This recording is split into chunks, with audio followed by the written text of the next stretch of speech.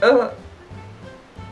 Hello my lovelies, it's Fallon here with my April and May wrap up because I didn't give you one on April. Sorry it's a little bit late, just been working. So the very first book that I read in April was Truth Witch by Susan Dennard, which I gave 4 out of 5 stars. If you don't already know, I have a full review that has non-spoilers at the beginning and spoilers towards the second half of the video that I'll be linking in the doobly-doo and also hopefully on the screen right here. A fantasy novel, and it was pretty good for a first book in the series. Some stuff wasn't explained fully and it was a little too thin for my liking, but other than that, it was a good start to a series, so 4 out of 5 stars. Next book I read was Carry On by Rainbow Rowell, and this book I also gave 4 out of 5 stars, which is most books that I read these past couple months. Just everything was good, but not like absolutely amazing. I don't know. I did enjoy this novel. It made me really happy, and I definitely didn't cry because of the Harry Potter parallels. Was very good though, and if you haven't already read this or Fangirl, I definitely recommend both of the books. I haven't read anything else by her, but so far I am enjoying her a lot. Next I read Death Note, Volume 1, Boredom, and I got it in the black edition because I like how it looked. Just a very pretty book. Or manga, I guess, sorry. It was really interesting and like really conceptual all the time. It's the first manga I've read in a very long time, and I'm really glad I picked it up. It was recommended by a friend and they recommended the TV show first, but I was like, you know what, I'm gonna read the manga, and I really actually enjoyed it. The art was really good and the storyline was pretty interesting. I'm excited to continue with the series and then eventually watch the show. I have to only give it 3 out of 5 stars though, just because it was not as good as some other graphic novels and comic books that I've been reading, so I only gave it 3 out of 5. I'm hoping the second one's better, and I have the second one, so we'll see how that goes. Next, I read In Carceron by Catherine Fisher, and I also gave this book 3 out of 5 stars. So I found it really good, but I found it pretty predictable at times, and we know how like predictable novels can get very boring very quickly. I picked it up on sale though, which was most books, so I can't really complain about it too much because I got it for such a cheap price. I thought it was dark, but the characters just made it a little more predictable. I knew it was going to happen, I knew what love interests were there. That was predictable for me. So only 3 out of 5 stars for this one, although I think that I'm going to pick up the second book, because I believe it's a duology, so I'm hoping to pick up Safik, which should be a good continuation. I hope it gets a little bit better, but I don't know. We'll see how it goes. Next, I read Promise of Shadows, which I gave 4 out of 5 stars. It is about a harpy, and the description is not very good on the inside of the book, or even on like the Goodreads page or anything, but I really recommend this book to read. I thought it was really interesting, and it was just very fun and different, and I kind of wish it had a sequel, just a little bit, but also it was good as a standalone. I really like Justina Ireland's writing style, so I think that I might pick up something else by her, because I think she has one other published work. Just because I thought her writing style was very different and very fun, and it was kind of something a little bit along the lines of Rick Riordan, but not too much like him to the point where I was like, it's Rick Riordan, because it's not. It's still just Justina Ireland. It was a good read. I recommend it. Next, I read Uprooted by Naomi Novik, and this was my first 5 out of 5 star read that I had in April. And I am so pleased with this book. It was absolutely amazing. So on the back, you definitely get like the feeling that they're gonna go with the whole special snowflake trope that drives me absolutely insane, that like, she's the only one who can save the world. No, I don't need that in my life. And it wasn't existent until the very end, and by then it was played out in a different manner that I didn't really mind what had happened because it was just good. Also, Naomi Novik's writing style was absolutely amazing. So I am really excited to read more works by her because I love her writing style. I already picked it up. It's a paperback now, and so it's cheaper. I recommend getting this book because it was really good. It's fairy tale retelling, except not fully retelling. It's just pick this book up. It's so good. I read The Wrath and the Dawn by Renee Ahdieh, and I just did not like this book. I gave it 3 out of 5 stars because like it was still good. It was just like the hype was too much, and the entire part which made this book different was said in the prologue.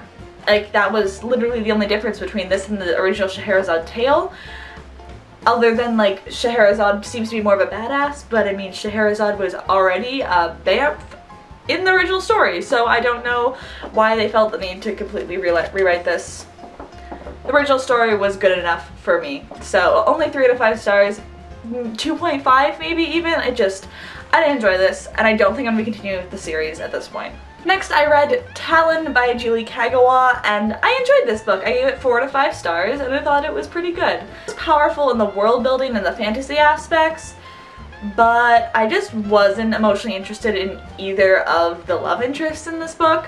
There was a love triangle, and I really didn't care about them. I just didn't fall in love with the characters, which is important for me when I'm reading a book. I felt that the major love interest was too predictable and just like too human in this world that has dragons, so I just didn't really like him all that much. The difference between the dragons in this book and dragons in other books was hella cool, and I definitely appreciated that. The last book that I read in April was The Glittering Court by Richelle Mead. I think I read this in April or May, I can't remember, but I think it was April. And this book gets a 1 out of 5 stars. This book was horrible. I am going to have a book review on this book coming up shortly.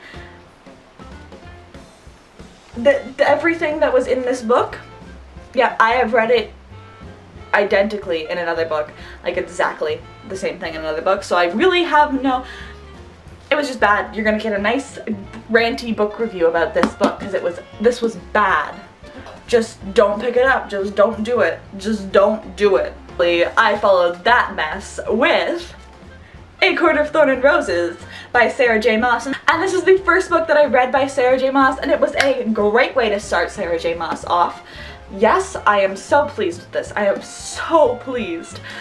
I love the characters, I loved everything about this, and I want to do a more intense book review about all of these, hopefully in summer once I can reread them and really analyze them, because I just motored through this and Court of Mist and Fury, and I just love them both so much. They were so wonderful. The characters were so good, and everything that I wanted to happen happened in the Court of Mist and Fury, and I am just like, called it.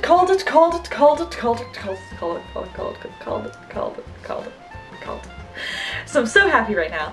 And I'm really like, I need the third book. I really need the third book. They're both 5 out of 5 stars. I fully recommend picking them up if you haven't already. This book just came out, so just read them. Read them.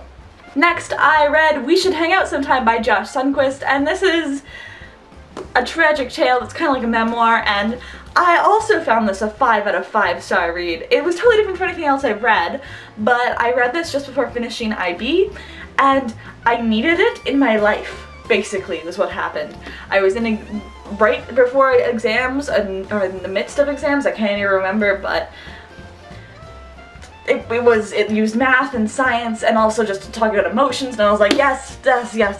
So this book is a couple years old, and it's kind of a tragic memoir about Josh Sundquist's love life, but it ends on a happy note. So I think that you should read this book because it's really good. I got it 5 out of 5 stars. I love Josh's writing style. I've subscribed to him on YouTube for a couple of years. If you want to check him out, I'll link him in the doobly-doo for you.